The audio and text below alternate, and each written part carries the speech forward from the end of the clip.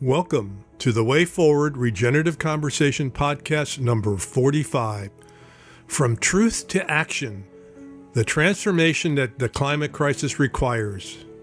A conversation with Dr. Rupert Read. I'm Jem Burke, the producer. In this powerful episode, renowned climate philosopher and activist Dr. Rupert Read challenges us to confront the stark realities of climate breakdown and political instability, offering a unique blend of radical honesty and transformative action. Read illuminates pathways forward through emotional resilience, transformative adaptation, and community empowerment. This isn't a conversation about easy fixes. It's a compelling call to face our crisis head-on together. Dr. Rupert Read PhD is a prominent British climate activist and author. He holds a degree from Balliol College, Oxford, and Rutgers University, where he earned his PhD in philosophy. Currently, Read is an Emeritus Associate Professor of Philosophy at the University of East Anglia, UK. He has authored several influential books, including Transformative Adaptation, The Climate Majority Project, This Civilization is Finished, Do You Want to Know the Truth, and Deep Adaptation, co-authored with Jem Bendell.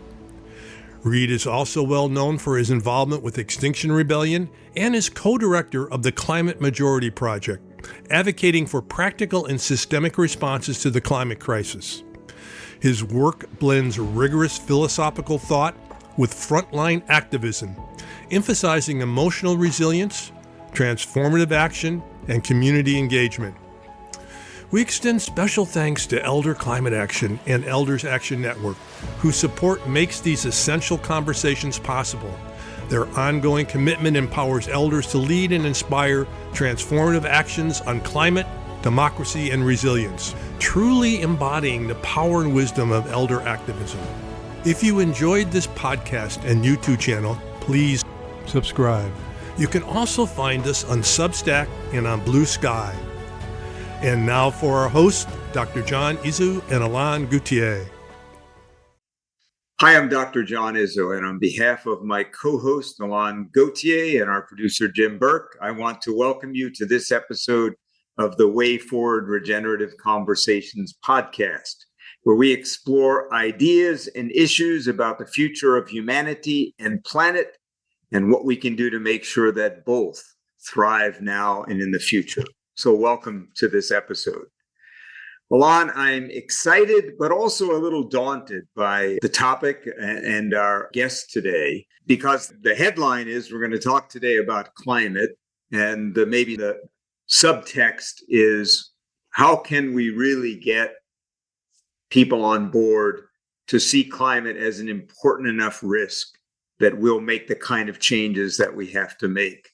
And I was thinking about some of the things that I've seen both in my personal life and in the news over the last number of weeks.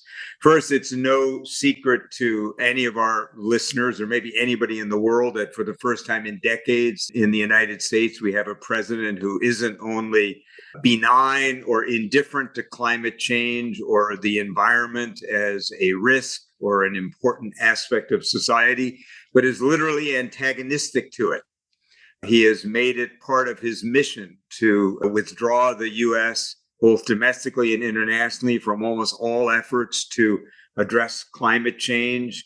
And in spite of his consistent phrase, well, of course I care about clean air and water, which is cover for the fact that he doesn't really much see the environment as a risk or anything important to be concerned about at all. And domestically is literally emaciating the EPA as we speak.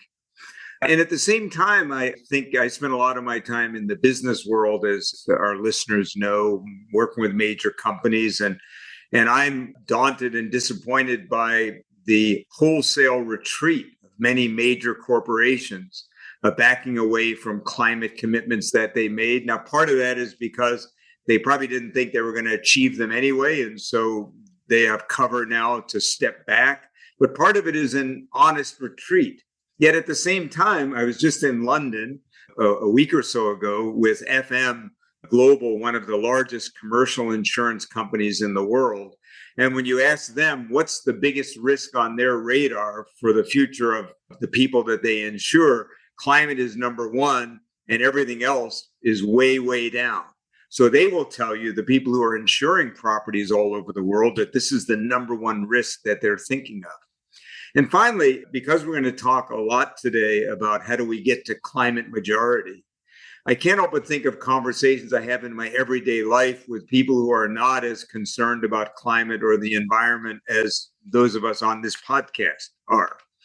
And what I frequently hear people say is something like, well, yeah, the climate is changing, or boy, it's getting warmer, or the weather isn't as dependable as it used to be. And then the conversation immediately goes to the next topic.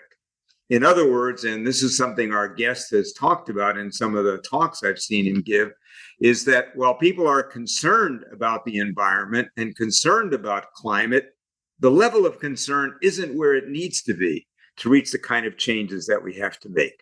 So I'm excited and daunted by this topic today because it's so important, and really looking forward to our conversation with our guest today. And I'm excited too, John, because especially with the emphasis that Rupert puts on what needs to be happening at the community level. So we'll talk more about this, I'm sure. So Dr. Rupert Read coming to us today from a bit north of London, 110 miles or so. Dr. Read, welcome to the Way Forward podcast. We're great to have you.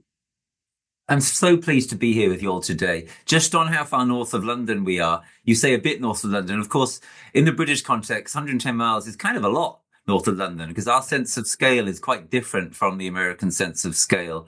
And there's something interesting about that related to what Alain just said, which is that the future is going to be more local. And in the future, I think people definitely think that 110 miles is a long way north of London. Yes, and scale does vary. In a country as large as the United States and Canada, where I live, 110 miles is like just down the road a piece. But it's maybe an important thing to talk about. So, Rupert, let's start really at the highest level. One of the things that struck me in one of your recent talks was you were talking about how we have all these clocks. You know, we have the nuclear clock and we have clocks around climate, and people say it's 5 to midnight, et cetera. And in one of your talks, you said, no, it's actually 5 past midnight. And I'd like you to talk a bit about that. And maybe the sub question is, how bad is it going to get and how fast? I know you spend a lot of time talking to some of the best scientists who, as you said, are conservative often, as scientists are, in terms of not making headlines. So from your perspective, talk about that 5 past midnight and where we're at right now.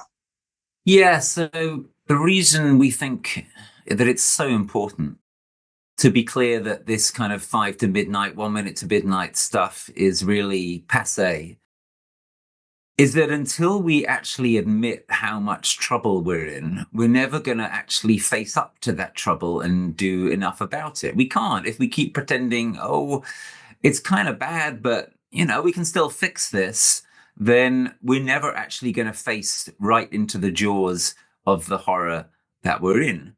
Because the truth is, we're not going to fix this. We can ameliorate it. We can and must ameliorate it. We can stop it from becoming completely apocalyptic. But this is not the kind of thing you get to fix. Or to put it another way, quite a long time ago, we might have been able to fix the climate problem.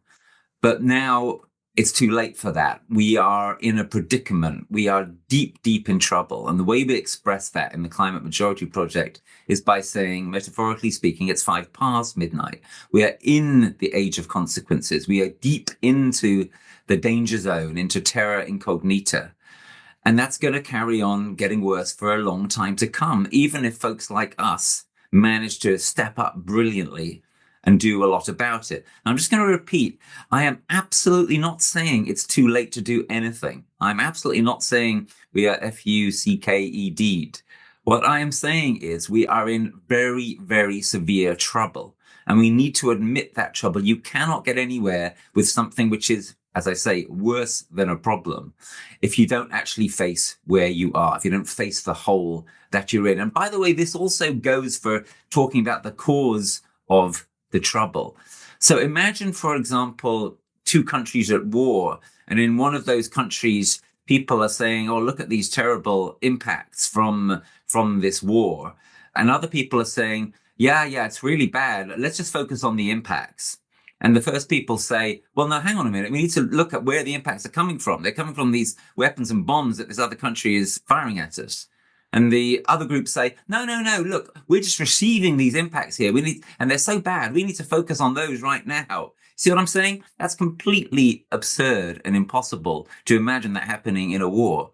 But that is the situation we're sometimes in vis-a-vis climate.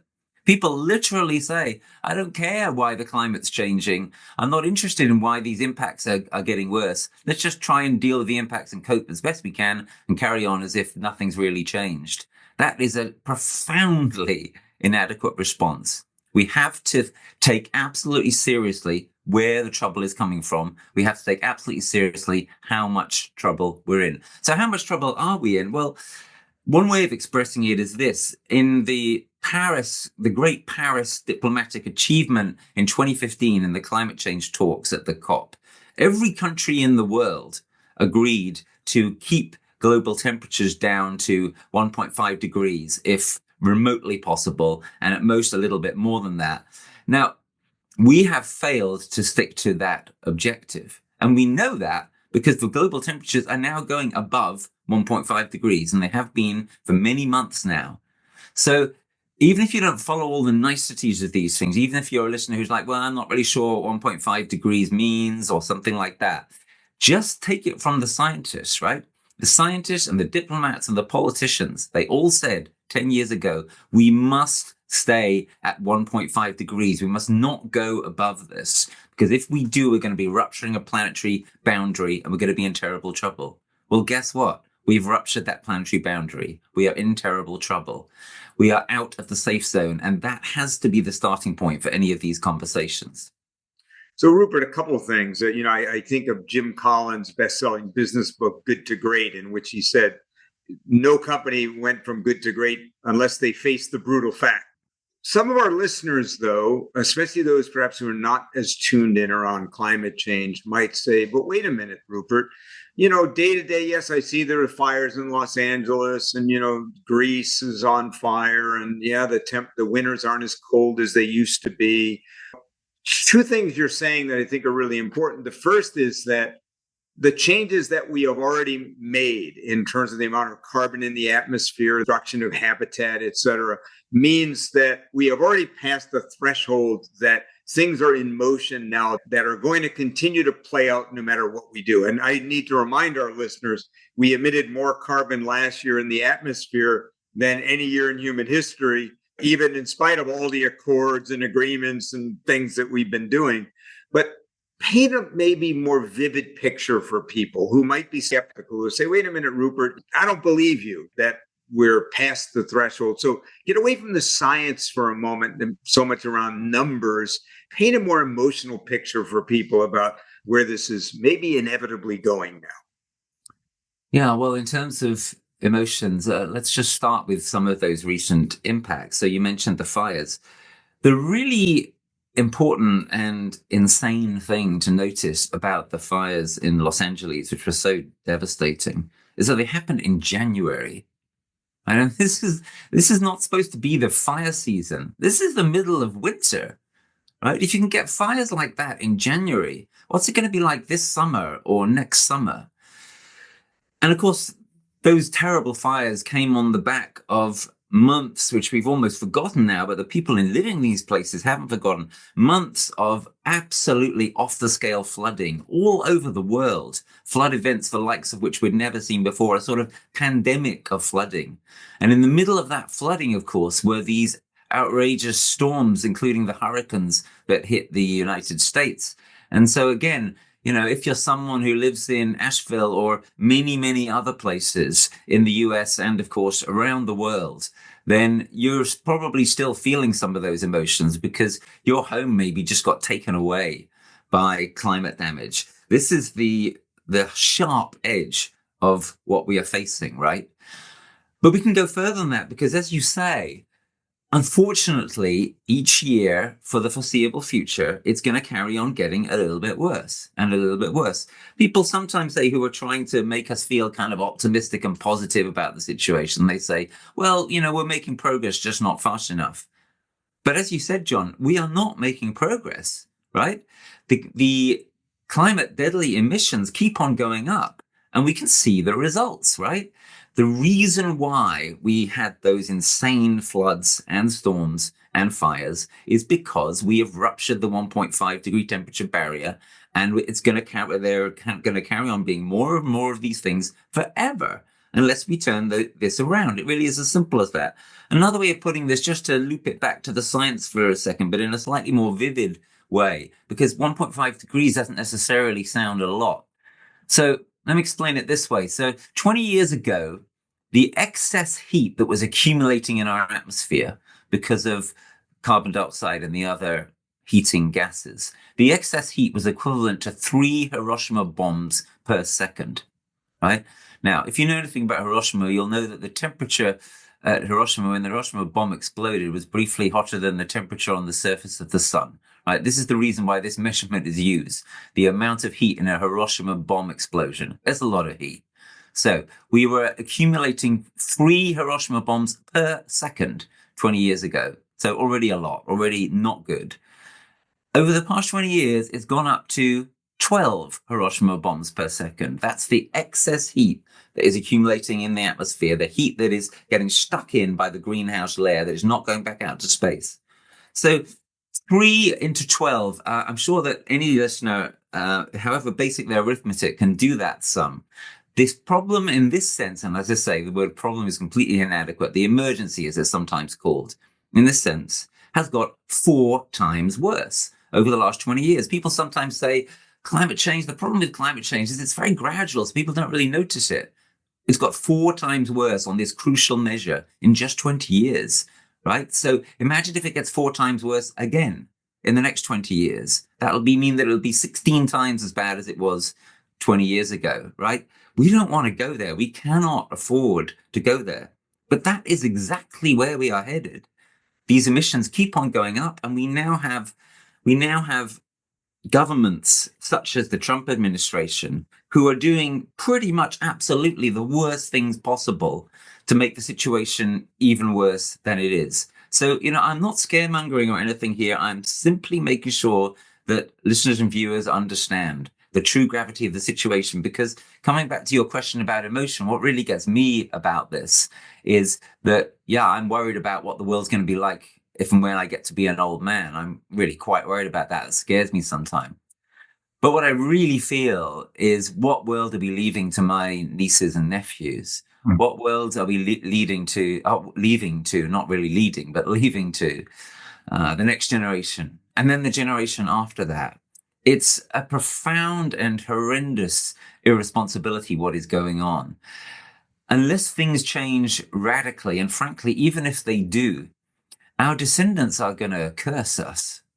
Or at least they're going to curse people like Trump and the fossil fuel majors and so on. They're going to hate and despise them, and their names are going to be the most awful mud in the entirety of human history. And that's another emotion, which is the emotion of anger and rage. So these are the emotions which are appropriate to our situation. Yeah, it's true that the climate situation is not changing as fast as other things. It doesn't onset as fast as a war or as fast as a pandemic. But it's bigger and more grinding than any of those things, right? And it is going to grind our descendants to dust unless we collectively take a much more responsible stance than we have done so far. So, Rupert, in a bit, we're going to get really dig into how do we get people on board around this in a deeper way. But Alon, why don't we explore a little bit about a big transition that Rupert made that may explain the focus of his own work? Yes, Rupert, would you share with us your journey and insights from your early activism in Extinction Rebellion and through Deep Adaptation? And we reviewed the book Deep Adaptation that you wrote with Jem Bendell, and then your current work on Transformative Adaptation and the Climate Majority Project, which you have mentioned.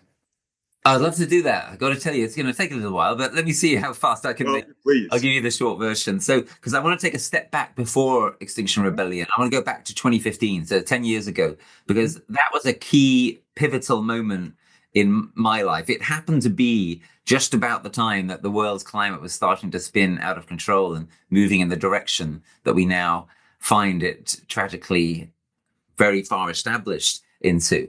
Back in 2015, I was doing good work. I was working as an environmental and political philosopher.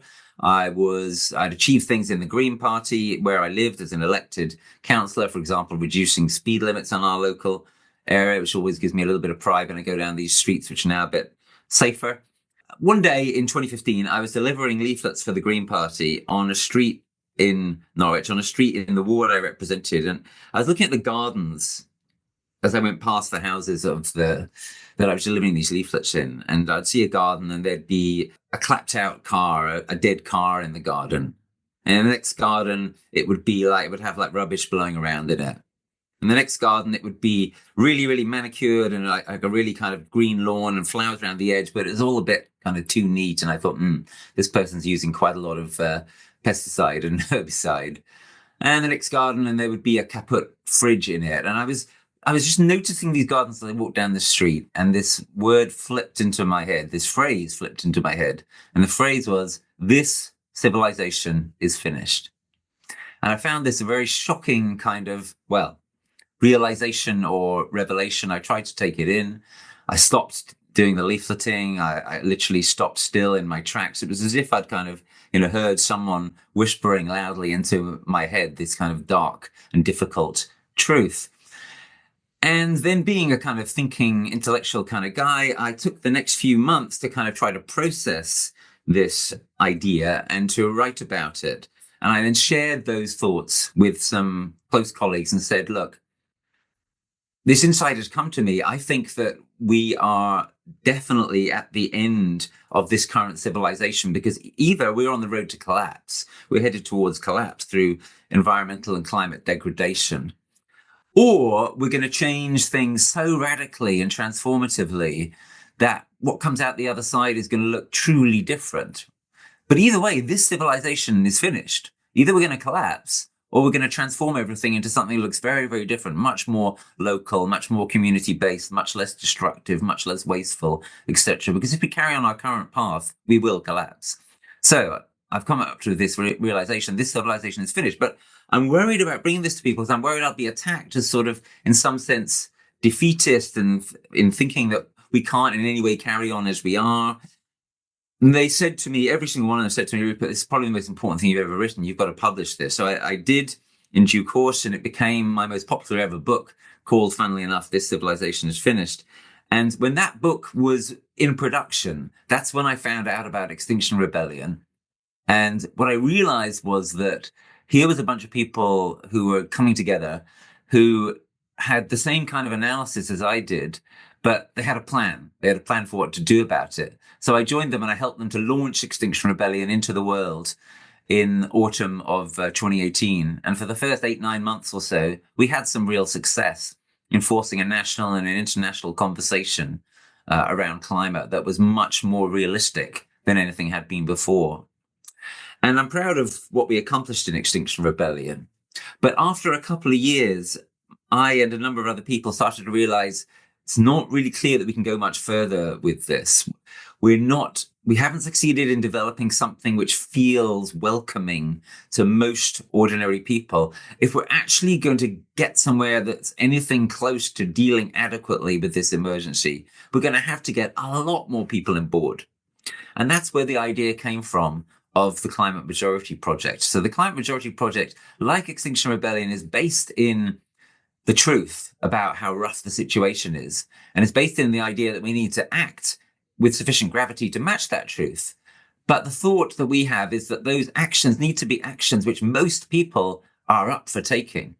So what we do is we work with people in their professions, in their businesses, in their local communities, et cetera, to try to bring about the level of profound transformation that is actually required. And that requires also that people realize that there's a lot more people out there like them. So it's about collective awareness that this huge movement below the radar is starting to take shape. And it's also about being able to process the difficult truth, being able to handle it together. Because if you just kind of have the truth laid on you and then you're just left by yourself with no support, you're probably just going to end up feeling demoralized. But if you are in a setting where you can be there with other people, either virtually or better still in person, and take it in together, the gravity of what we've been laying out in the first part of this podcast. And if you can see pathways to action that you can actually envisage yourself stepping into, if we actually mainstream climate action and say, look, you don't necessarily have to break the law, you don't have to quit your job. What you have to do is find your place in this much bigger mobilization that is underway. Saying to people that if you can start to see these things and see them along with other people, well, then you may feel empowered and inspired to rise up to meet the immense challenge. And that is collectively together what we need to do. So yeah, that's a thumbnail overview of my journey, although we haven't really covered the adaptation aspect of it. Perhaps we can get to that in a second. Yeah, one of the things that I heard you say in one of your talks that I think is really important for people to take in, and then I want to pick up on some of your themes that you just raised, was you said that there's a transformation is coming one way or the other. Either the transformation will come in the form of collapse and all the kinds of things that happen when civilizations start to collapse, or it will be a more thoughtful, strategic process. Say a little about that, because I think it's important for people to realize that the transformation, the system is going to have to be transformed, and it's either going to be transformed in an urgent response to a collapse, in which stupid things almost always happen. Because people might say, well, maybe we don't have to transform. But I love that you said, no, transformation is coming. It's just a question of what form it's going to take. Absolutely. Yeah. So, well, that actually takes us straight to the idea of transformative adaptation. I'll touch on the other versions of adaptation in a second. So transformative adaptation says, look, transformation is coming. It is just not possible, even if we wanted to, even if we weren't aware, for example, that our civilization is awful in all sorts of ways, as well as being wonderful in all sorts of ways. So, for example, it'll be wonderful when the appalling way that we treat animals in our industrial agriculture system comes to an end one way or another. But even if we wanted to carry on with this civilization, it is not possible. We're going to have to change a lot. So transformative adaptation embraces that and says, okay, so let's respond to the impacts that are here and the worst impacts that are coming. Let's deal with those fires and floods and storms and all the more that is coming in the best possible way. Let's deal with those things in a way which simultaneously helps us tackle the root causes. So, for example, it doesn't make any sense to adapt in a way which is actually really high carbon emitting, because then you're just making the trouble worse for yourself, and then you just have to engage in more adaptation, right? That's a kind of vicious circle. There needs to be a synergy between the way you adapt and the decarbonization of our civilization. And what if we adapt in a way that can actually deliberately orient towards making our civilization better? So actually, a more local future is going to be a better future. Why? Because people will have more community, more solidarity, less loneliness, healthier food, healthier lifestyles, more of an opportunity to participate in their own governance. There'll be more agency. There'll be, in that sense, more freedom, certainly more democracy. So transformative adaptation is a kind of win-win-win. It says, let's decarbonize and deal with the impacts and change our society in the direction we need to change it anyway. And furthermore, I would add, work with nature rather than against nature. And that's the way in which another world is still just possible without having to endure collapse. And that's what we say in my most recent book, Transformative Adaptation, subtitle, Another World is Still Just Possible. There are alternative forms of adaptation that need to be mentioned, however. So you've mentioned already deep adaptation. Now, deep adaptation is something which, unfortunately, at this point, we can't avoid, even if we wish to. Deep adaptation is preparation for the possibility that our society will collapse, that our civilization will collapse, right? And tragically, it is too late now not to engage in that if you're a sensible person, Because if our society collapses and we haven't made any preparations, oh boy, that's going to be absolutely catastrophic beyond imagining. If we've made some preparations, then we'll be able to soften the landing. What kind of preparations? Well, it's a million things, right? People need to know more about how to take care of themselves, how to grow food, how to harvest water. People need to know more about how to build community. People need to actually build more local community, right? We may in the future depend a lot more on our neighbors, etc., than we feel like we do at the moment. We've got this kind of illusion at the moment that we can live as isolated individuals or nuclear families. It's an illusion because, of course, we're dependent upon these immense global supply chains, etc. But it's an attractive illusion because we can sort of think of ourselves as separate from other people, at least the people who we're immediately involved with locally. We can think that we're not really involved with them. But if those long supply chains are no longer available, and sooner or later they are not going to be available. They're not going to be available either because we collapse or because we choose to transform, in which case we will be living more locally. If we are not prepared for times when those long supply chains are no longer available, then we're in serious trouble. So this is why we need to do deep adaptation. So transformative adaptation is about aiming at this better world, trying to proactively get there without having to collapse. Deep adaptation, which has a massive overlap with transformative adaptation, they're both, for example, about making things more local. Deep adaptation says, and we also need to be ready for the possibility that this doesn't work because, the prognosis is not great. Now, some people talk about a different kind of adaptation. So, for example, Trump's EPA nominee, a guy called Aaron Szabo, was recently talking with congressmen, etc., as they were trying to nominate him. And they said to him, what do you think about the climate crisis? And he said, well, we just need to adapt. What he means by that is what's called in the trade reactive adaptation or shallow adaptation. So his intention, the Trump administration's intention, they do, of course, really know that climate breakdown is happening. They're not really denialists, right? That's all a kind of a big show. What they're going to try to do is adapt to the climate damage that is here and the worst damage that is coming, but without doing anything to tackle the fundamental cause of the trouble. And this just isn't going to work, right? What shallow adaptation or reactive adaptation, as I like to call it, is trying to maintain the current civilization while adapting to worse and worse climate impacts. It is not going to work. If you want a kind of an image for this and why it's not going to work, think of the reactive or shallow adaptation response to the worse and worse flooding that we're getting. It's, of course, to just build a bit of a higher levee and then a bit more high and then a bit more high. Well, guess what? There are two kinds of levees, the kinds that haven't broken yet and the kinds that already have.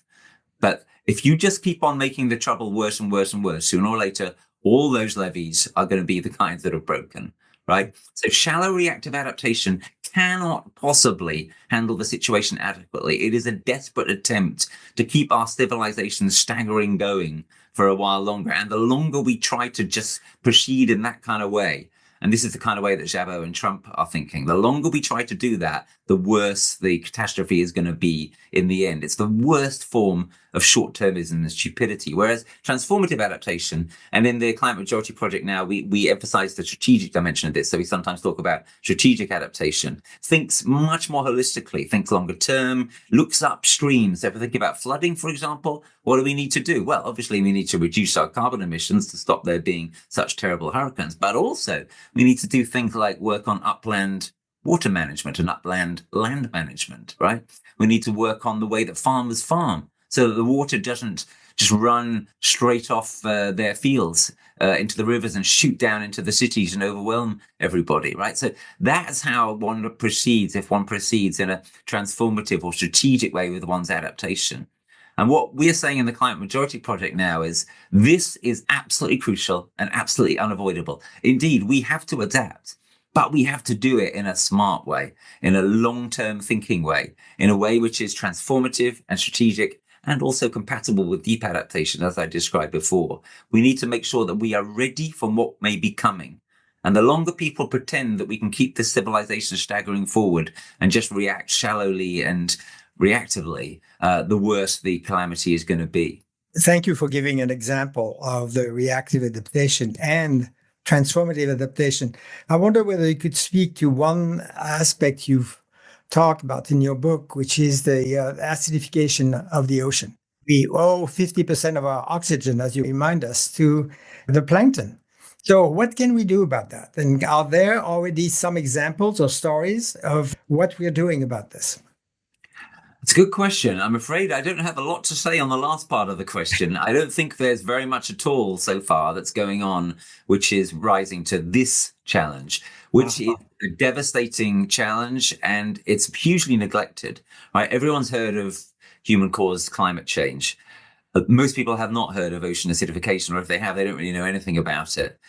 A lot of it is a result of climate damage, right? So the basic cause of ocean acidification is that we're getting more and more carbon being absorbed into the oceans, where it turns into a kind of acid. There are further contributory factors. We've got pretty good reason to believe that the amount of sewage that is entering into the ocean and the amount of fertilizers that is entering into the ocean is worsening this trouble. We've got very good reason to believe that plastic pollution in the ocean, which of course is a really serious problem in its own right, is interacting with ocean acidification and with the heating up of the oceans, which we're also contributing to, of course, to make the tragedy worse.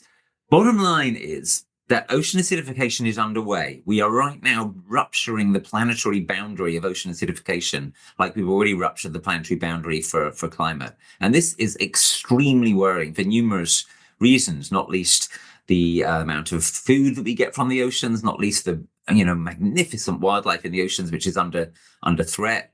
For example, whales and dolphins and coral reefs and so forth, which all suffer from ocean acidification. But the worst worry of all, as you implied, Alain, is that plankton in the oceans give us half of our oxygen. And they are suffering already now from ocean acidification. Their numbers are going down fast. If we don't deal with this tragedy, we could wipe out plankton, produce an enormous chain of reactions of extinction type events in the oceans. And among other things, crucially, this would have the result of drastically reducing the amount of oxygen in our atmosphere.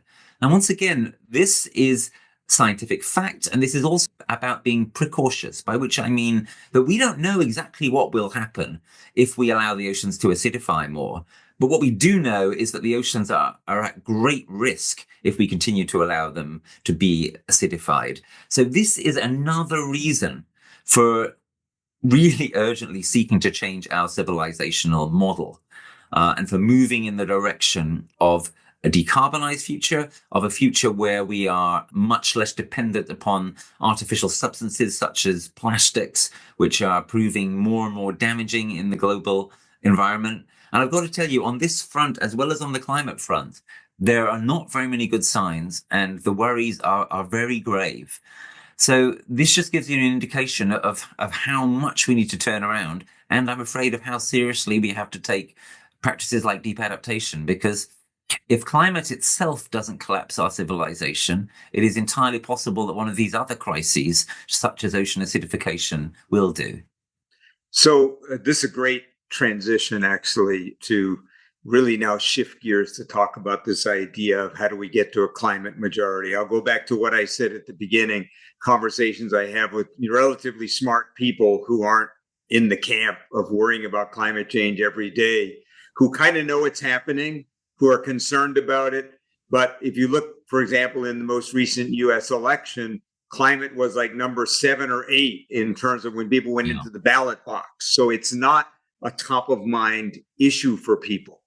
And clearly, it has not been enough of a driver that businesses and governments have taken bold action. And one of the things I also heard you say in your recent talks that's important to remind people is you said that if I adapt individually, but the society doesn't adapt, it's not going to be enough. So it's not enough for us to, yes, we should grow food and build community because we may need it. And also it's probably a better life and has more meaning, but it won't be enough. It reminds me of Dr. Pauling at the University of British Columbia, one of the world's leading experts on fisheries.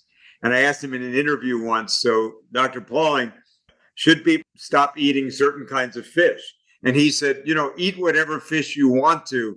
He said, but put more pressure on governments to manage fisheries, because if they don't manage fisheries, it won't matter if you don't eat a particular kind of fish.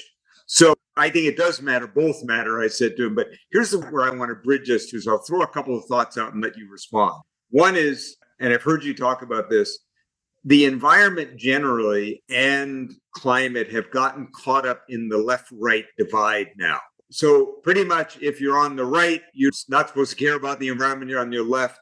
I'm wondering your thoughts on how we get out of that mess, because I see it as a big factor.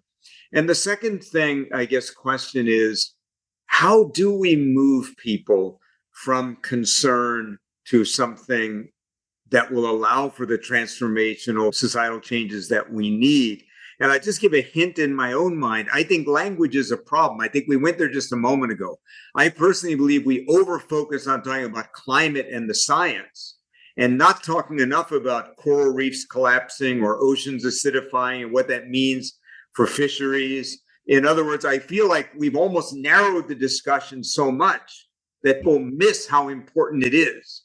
That's just some thinking on my end. So what's your thought? How do we get out of this mess where people are concerned but not concerned enough to drive bold action? Because to me, if we don't crack that, we're not going to get where you're going until it's such a crisis that, then it'll just be obvious we have to do something.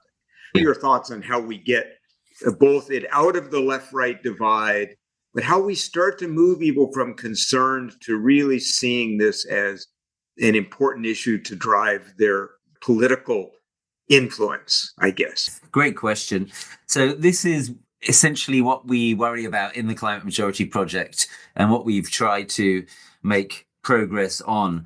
We think it is absolutely critical to bring people together across the political divide. By the way, of course, it isn't quite true, even in America, which is highly polarized on this, it isn't quite true that if you're on the right, you're going to be against climate action. There are people in the Republican Party even who are very serious about climate action. For example, some young Republicans are kind of like, actually, you know what? It's going to be us that inherit this total clusterfuck.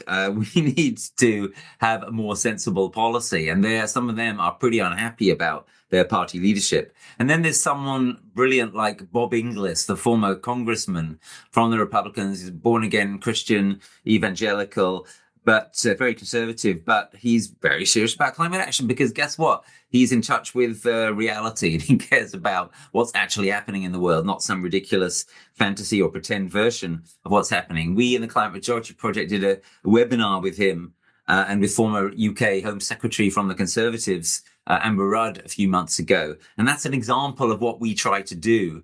We deliberately try to bring out and give a profile to people who are conservatives in the US, in the UK, etc., but who are actually serious about moving forward on climate. How do we do this in terms of, is there a way in which we can change the agenda or the framing to make this easier? Well, we think that there is. So a key example is coming back to adaptation. So as long as people focus only, and this has mostly been what the climate movement has done to date, as long as people focus only upon decarbonization, as long as they don't talk about the actual impacts, etc., things can seem quite kind of remote. And it can seem relatively easy to come up with different fantasy theories of what's happening. Once we start getting real about the impacts, so long as we don't go in for, complete conspiracy nonsense, of which there was some in LA and in Asheville and so forth around space lasers or whatever. As long as we focus more on the impacts and understand, these are climate impacts. This is stuff which we are actually having to face together. And that's the basic starting point of an adaptation-oriented perspective, a strategy based in adaptation.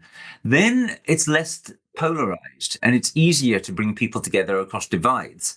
And it's not just me saying that. There is polling evidence to support that.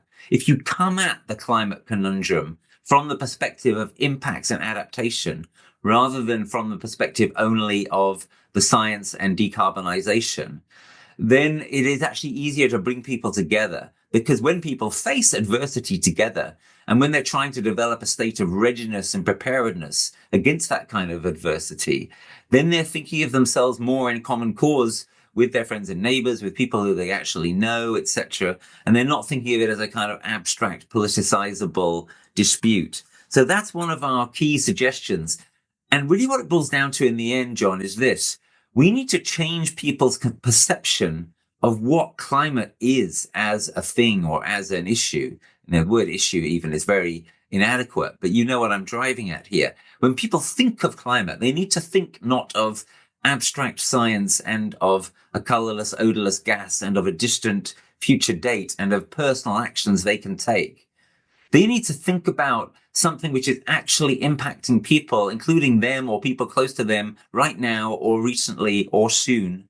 And they need to think about that as something which we need to respond to, not in the long term, but in the short to medium term. And they need to think about that as a set of questions which is pressing and which relates to other broader questions. And here's where it gets kind of quite interesting, because as we've kind of already implied, and as you just said, John, the thing about an attempt to make our future more transformatively adapted, which includes, for example, making it more local. The thing about that is it directly enhances quality of life. And we've already been talking about this, right? And this is how we need to ultimately move beyond thinking about climate altogether into thinking about stuff which is more close to people's hearts and more close to their everyday experience, right? People need to understand that, for example, if they get an air source heat pump, then in most of the country, it's going to improve their quality of life because, for example, air source heat pumps heat up houses in ways which are less harsh on the skin and just feel better. This may seem a small point, but it's a nice little point to be able to make. I myself recently, I'm just looking at the solar panels on our roof, which we recently installed, which run an air source heat pump. And I find that the central heating system in our house, as a result, is much more pleasant. Right? That's one of many, many examples. If you retrofit your house, if you insulate your house, then you are going to have lower bills and you are going to have a more comfortable winter.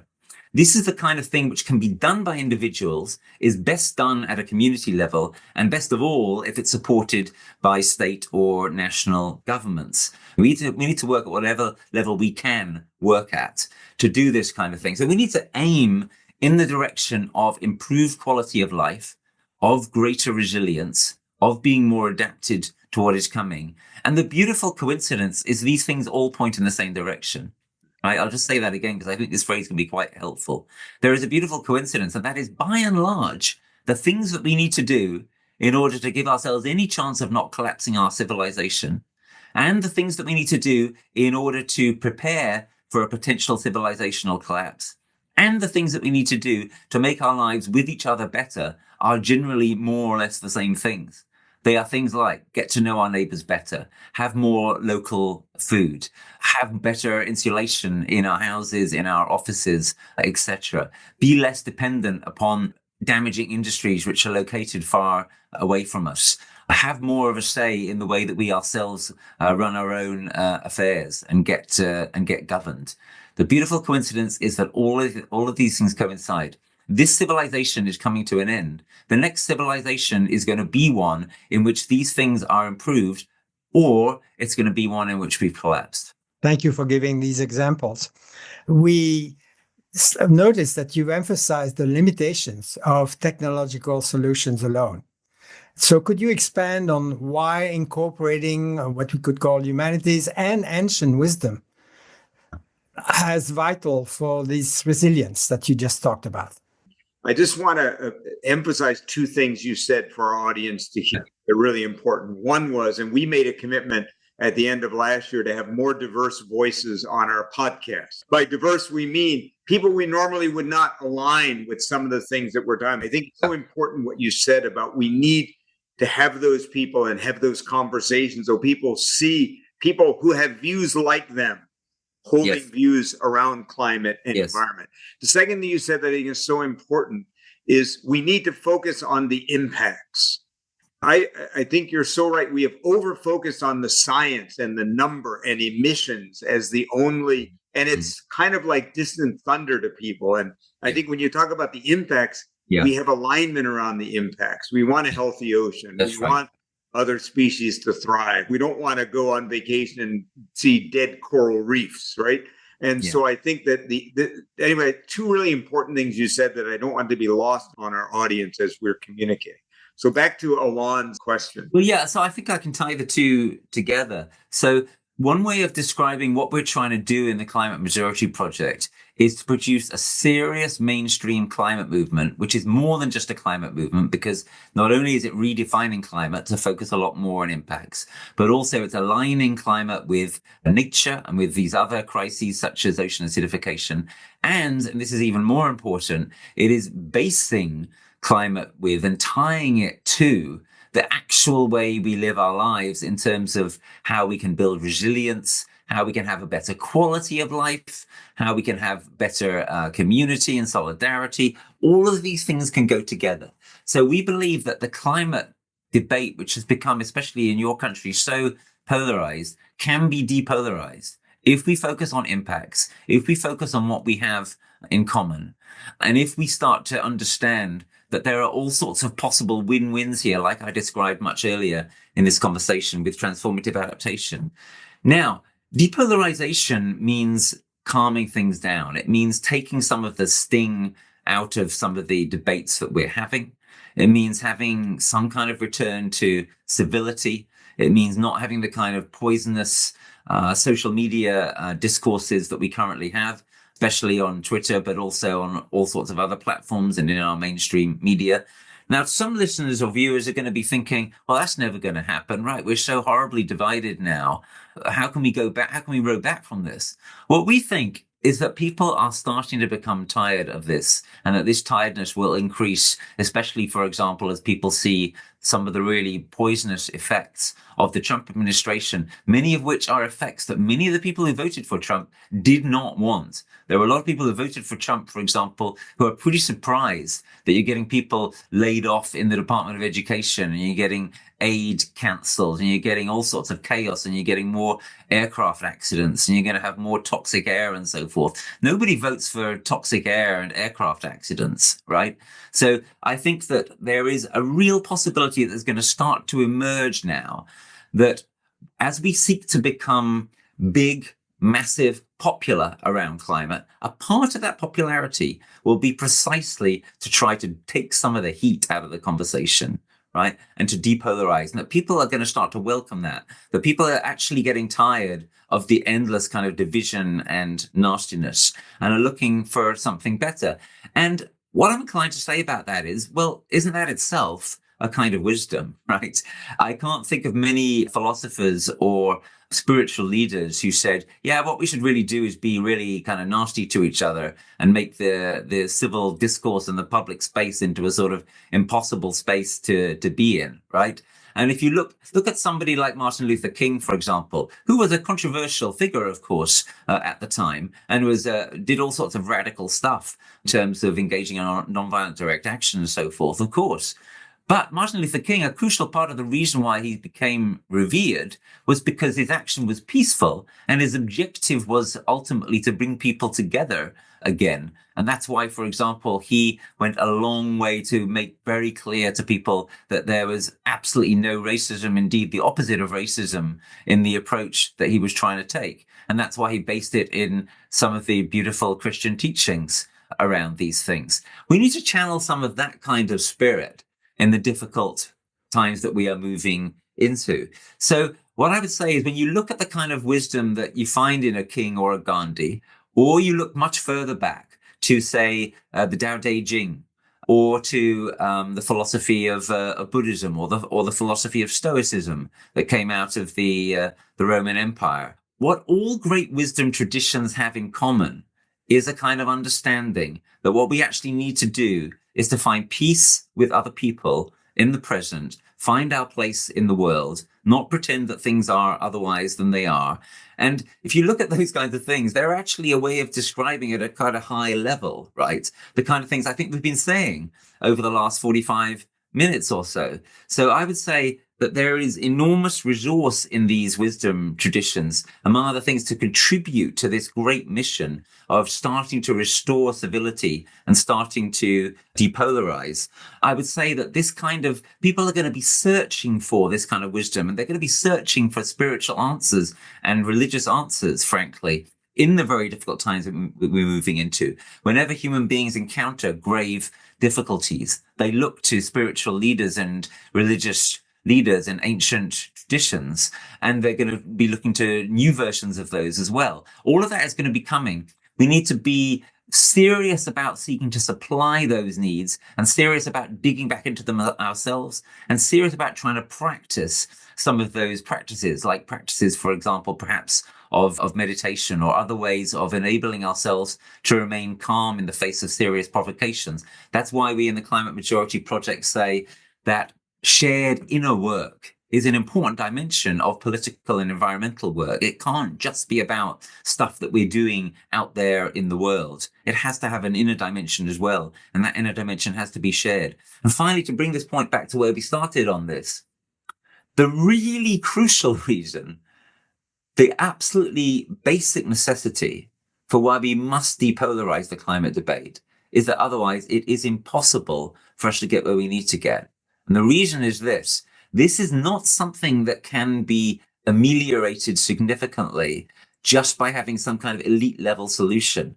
It is not like nuclear weapons. It is not like the ozone hole, which kind of got fixed in the 1980s through the actions of governments and some businesses. This is something which affects and is affected by everybody. And we affect it together. We affect it especially through the political choices that we make, but we affect it also through the ways that we run our communities and our businesses and so on and so forth. So climate is saturated by and saturates the everyday lives of people around the world. There is no way we get to where we need to get to on this without having the majority of people behind us. And the majority, that is sure as hell going to include some Republicans and some conservatives. That's the most fundamental reason of all why we call ourselves the Climate Majority Project. Because unless we are actually serious about getting the majority behind us, then we're basically saying we're bound to lose. And that is a very big ask to get the majority behind us at this very difficult moment in history when in some places, frankly, really terrible people are in charge and when the civil space has been debased in the way it has been. But that is why we have to have this high aim, an aim which I think is going to resonate with a lot of people, of actually being serious about depolarizing and, yes, ultimately finding some kind of deeper psychological and philosophical, spiritual wisdom to guide us, because we're sure as hell on the wrong track right now. Our civilizational crisis can be described in all sorts of ways as a political crisis, as an economic crisis, as an environmental crisis. But at the end of the day, it's a kind of spiritual and philosophical crisis. And we need to have a new way of living. That's another way of understanding the transformation that is required. And I think actually an awful lot of people are ready for that. An awful lot of people, including people who are very different from each other, recognize that there's a lot wrong with the way that we are living and that we could do so much better. Among the sources of wisdom, we can include, as you do, the indigenous traditions, always regarded nature as kin, not just a resource you exploit, and also have put a lot of emphasis, as you do, on the local adaptation to local conditions, living in the context of that. So maybe it's time to, if you agree, to move to your notion of Fruitopia. Could you say more about Fruitopia and active hope? That are two things that you bring out, and we know you are a disciple of Joanna Macy, so we're not surprised to see active hope come up there. And say more about what extent it can be a helpful way to approach the very difficult conditions we are facing now. Yeah, good. We only have a few minutes left. We want to ask an elephant in the room question, which a lot of our viewers would be asking, which is, what do you do in the United States right now? Advice from across the pond. And I know our viewers will want us to get to that. So good question from Alon. So I'll ease into that question by just saying something very brief about the local and the indigenous. So going back to adaptation for a second, one of the beauties of a focus around adaptation and resilience is that it is inherently more locally oriented than a focus solely on the inevitably global problem of decarbonization, right? Adaptation inherently has a more local dimension. In some areas, for example, the key issue is, in terms of impacts, is flooding. In other areas, it's fires, right? Fires and flooding, very different things you need to do about them. And I think the way that indigenous peoples and peasant peoples also have felt themselves in a deep kinship with the land can give us some kind of indication here of the kind of approach that we actually need. Many of us feel close to the land that we live on, but we would like to feel closer still to it. Actually, one of the ways we can do that is by reattuning ourselves to the particularities of where we live, and of noticing, for example, the way that those particularities can be a hazard for us in terms of their risk of fire or flood or whatever it might be, and the ways that we can counter that in ways that are site-specific, locally specific. Now, to take that to this question of how we are to live and how we are to conceptualize or reconceptualize that. So we spoke earlier about transformative adaptation. What this idea of Throughtopia that I created is a way of understanding transformative adaptation at the level of imagination or at the level of creativity. So one of the things that we need to do when we adapt is not just engage in engineering solutions and not even just engage in reaccustoming ourselves to ancient wisdom. One of the things that we need to do is we need to actually actively imagine a different future, a transformed future. Right? And when people traditionally imagine a different future, often the argument goes in this way. We're heading towards a dystopian future, an awful apocalyptic catastrophic future. We're heading towards a dystopian future. That is very true right now, by the way. That is what we're heading towards. Absolutely. What we need is a utopian vision, a vision of how things will be if they are perfect, if we actually fix everything and make everything okay, as an alternative to that dystopia. So the tragic situation that we're in now is that if that kind of path to utopia was ever available, it isn't now. And the reason, we've been very clear about the reasons in our discussions this afternoon, right? The reason is that this civilization is finished. The reason is that we are deep into the danger zone. We are facing impacts. Those impacts are going to get worse for a long time. We are in trouble. We cannot realistically hope to end up in a best of all possible worlds. So what does that mean? We still need something to guide us. We still need some kind of sense of where we're headed. And that's where this idea of Throughtopia comes in. What Throughtopia says is, okay, focus a little bit less on the kind of desired end state or the undesired end state of utopia, not available, or dystopia, yeah, where we definitely are heading but don't want to end up. Don't just focus on those. Focus on now. Focus on what's coming. Focus on the path through.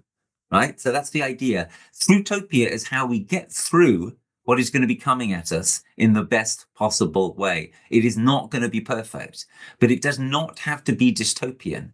We are not doomed to collapse. And even if we do collapse, that collapse does not have to be an end of everything, does not have to be a complete cataclysm. There are better or worse ends of the world, if you understand me. So that's the essence of the idea of Throughtopia. People are really latching onto it. It seems to be a very attractive, resonant idea. I must say I'm very glad about that, and I'm very humbled by it. And one of the things that we really badly need at this time is Throughotopian visions of all kinds. And those visions can be put forward by systems thinkers, philosophers. I've tried to do some of this myself. But the people, of course, who are in the best possible place to put forward those visions are people whose lifeblood, if you will, is creativity. So we're talking about artists, filmmakers, writers, etc. So I'm going to mention, for example, one superb Throughotopian work that listeners and viewers might want to get and read. It's by Stephen Markley. It's called The Deluge. Some people have called it a dystopia, but this is a complete misunderstanding of Markley's book. What Markley tries to do is to give us a story of the next 20 years in the United States based in the climate question. This story takes us through a lot of really bad stuff. And that's why people have said it's dystopian. But guess what? A lot of really bad stuff is coming. The question is it going to go on getting worse and worse forever? Or is there going to be some kind of change of path? Is there going to be some kind of start of a move towards a transformed future? And that is present in Markley's amazing book, The Deluge. That's why I call it a Throughtopia. He, Stephen Markley, the author, agrees with me. And that is an example. But there are more and more of these examples, and we need them really badly for people to be able to imagine themselves into of how the future could be different from being a dystopia. Throughtopia is, in that sense, our North Star. So, Rupert, beautiful words. Going to ask a final question, elephant in the room question, pun intended. A lot of our listeners are in the United States and in Canada, and obviously Trump is ground zero in terms of conversation. And there is two lines of thinking right now in terms of how you deal with Trump. One is resistance. We must resist everything and take to the streets and fight every battle. Then there's best epitomized by Jim Carville, who ran Bill Clinton's campaign, who said, we need to rope a dope, we need to play dead, we need to let this play out and let people see how bad it is, and then people will be ready to listen.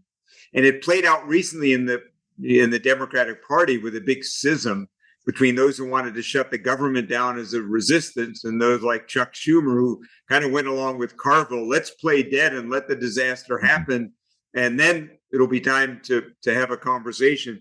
And I want to go back to the thing you said about King and Gandhi that really resonated for me. In 1 minute or 2 minutes at most, what advice would you give to activists and people concerned across the pond about how to respond in this moment, given everything that we've talked about? What's the work that you think would be most important for people to be doing right now if you had to put a finger on it? I know it's a tough question, but we like to end with a tough question. All right. So look, the first thing I'm going to say is I am across the pond. I used to live in the States. I lived there for 7 years and I liaised closely with all sorts of people in the States and worked with them and so forth. But I am a Brit and I'm not going to tell you what to do. The first thing I'm going to say is you have our solidarity and you frankly, you have our sympathy. The second thing I'm going to say is remember, this isn't just affecting you, it's affecting us too. It affects you probably the worst and the most directly, but there's all sorts of knock-on effects for us. And we could talk about those for a long time if we had the time. So that sort of, in a way, increases the responsibility further of people inside the States. You've got a responsibility for yourselves right now, but it's also about affecting the whole world and it's affecting the future way beyond these times. Do I think people should resist? If I was forced to give my advice, I would say, yeah, definitely do some resistance. There are things that need to be resisted. I'll give you one concrete, small, important example. The way in which science right now in the States is being cancelled is appalling. It is really astonishing and awful that they are trying to stop climate scientists from being able to measure what is happening. That is a particularly dire and extreme thing. I think that's a really good point of resistance. Of course, there are many others. Do I think there should be some rope-a-dopeism? Well, probably some of that too, in the following sense. I think you want to be thinking 2 years ahead and 4 years ahead. This is one of the things that the deluge is brilliant on. It gives you this medium to long-term perspective. We need to think about how we start to get change happening now, but also more realistically in 5 years from now, 10 years from now, 15 years from now. We need to be in this for the long haul. It really is a marathon, not a sprint. And in the elections in 2 years' time, it is entirely possible, I think, because of the appalling mistakes that Trump and Musk and so on are making, that they can be repulsed and beaten back as long as you haven't completely lost your democracy by then. So I would say there's room for resistance. There is room for rope-a-doping. My own kind of intuition would be more on the resistance right now, because I think what is happening is so outrageous that you've got to do quite a lot of that. But here we come back to the depolarization. I would say, wouldn't it be great if quite a lot of this resistance, at least, could be smart, could be loving, could be done on the basis of not demonizing, certainly not demonizing Trump voters, not demonizing the other half of America. Yeah, of course, there's lots to criticize and call out in what Trump and the Republicans right now and so on and so forth are doing. But what if that resistance could be done in a spirit of thinking towards the better world that our hearts still know is possible? What if it could be done in a way which was bigger than the way that Trump is being, which is so kind of horrible and small-minded? And then one last thing I would say, which is this, and it's a slightly heavy thing to say, but I think it needs to be said. Things are so bad that we need to go back to some concepts earlier in this conversation as well, right? Part of what people need to be doing in the States right now, and this I would strongly urge, is engaging in transformative and strategic and deep adaptation at whatever level you can, right? In other words, you need to be thinking about ruggedizing your own house. You need to recognize that there's very little you can actually achieve as an isolated individual. So you need to be thinking about how to ruggedize and resilientize your neighborhood or your community. You need to be thinking about how you can scale some of that up if you can, beyond that, for example, to the state level, especially if you live in a so-called blue state, but also if you live in a red state. And you need to be thinking, frankly, beyond, where possible, some of you need to be thinking beyond this civilization to the next civilization. What seeds can you be planting now in case the worst really does happen? I'm talking about literal seeds and metaphorical seeds, right? I'm talking about things like seed vaults. I'm talking about things like preserving knowledge. I'm talking about things like building a community that can last, has some realistic prospect of lasting down the years. Things are bad enough that has to be part of what you guys should be thinking about right now in America. If things carry on getting worse, how do we defend ourselves against that? And how do we build for a future beyond a civilization which may be about to bring itself to a grinding halt? Well, Dr. Rupert Read, thank you. Well, see, you said you didn't know you'd have any advice, and you gave us some pretty profound advice from across the pond. What a beautiful conversation. First of all, thank you for your work, your life's work and continued work. We'd like to stay connected. May have to have you back for round two. You know, a couple of things strike me from our conversation. I'll go in reverse order. I feel like in the end, you kind of said that you talked about transformational adaptation, that we need to adapt in a way that also is in alignment with the ultimate end that we're trying to transform to. And I feel like you said that in a way that if we make this just a battle in the United States, us against them, demonizing the other, that this is not the kind of world we're trying to create. And it's not the kind of energy that can solve the problem. So if we do that, we may be transforming, but it's not in the way that we'll have to ultimately transform. And I think that's really important advice.